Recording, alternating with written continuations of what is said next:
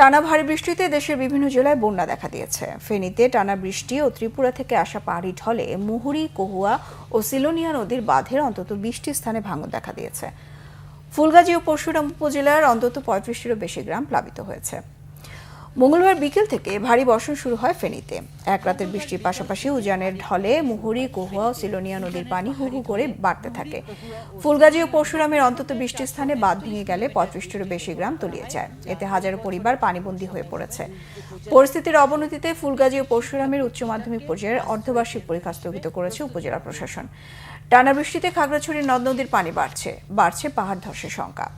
এদিকে নোয়াখালী জেলা শহরের বেশিরভাগ রাস্তাঘাট, বাসাবাড়ি, দোকানপাট ও বিভিন্ন শিক্ষা প্রতিষ্ঠান এখন পানির নিচে। গ্রামীণ সড়ক ও বাড়িঘরেও পানি। অন্যদিকে টানা বৃষ্টিতে বরিশাল নগরী সহ আশপাশের এলাকার নিচু অঞ্চল পানিতে তলিয়ে গেছে।